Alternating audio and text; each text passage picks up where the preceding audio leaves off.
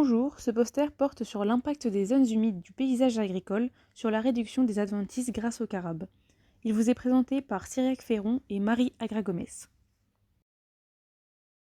L'agriculture fait actuellement face à de nombreux défis, tels que la perturbation du cycle de l'eau, l'appauvrissement et la pollution des sols, ou encore l'érosion de la biodiversité. Dans ce contexte, les zones humides peuvent représenter une solution durable. Elles vont jouer un rôle de soutien aux auxiliaires de culture, parmi lesquels nous allons retrouver les carabes, qui, comme nous allons le voir prochainement, vont réguler le stock des graines d'adventice pour éviter la concurrence avec les cultures. Cette première partie va parler de la régulation des stocks de graines d'adventice par les carabes. Les carabes, qu'ils soient granivores ou omnivores, jouent un rôle dans la prédation des graines. Certains carabes strictement granivores peuvent consommer plus de 25 graines d'adventice par jour et par individu. C'est le cas du Pseudophonus rufipes.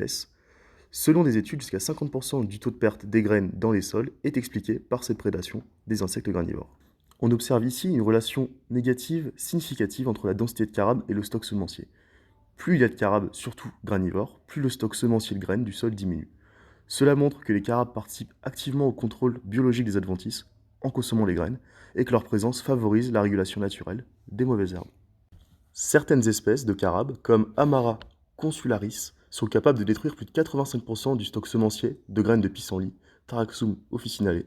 Globalement, une population de carabes granivores peut consommer jusqu'à 4000 graines par mètre carré et par jour. Cela montre l'importance de préserver les habitats favorables à ces espèces, notamment les zones humides, pour renforcer la régulation naturelle des adventices. Dans cette seconde partie, nous verrons que les zones humides permettent l'augmentation des populations de carabes.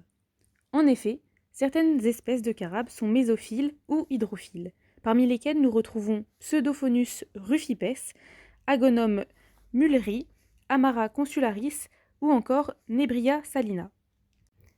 Ces différentes espèces présentes sur les berges possèdent des régimes alimentaires spécifiques, qui permettent de cibler certains stocks semenciers d'adventices.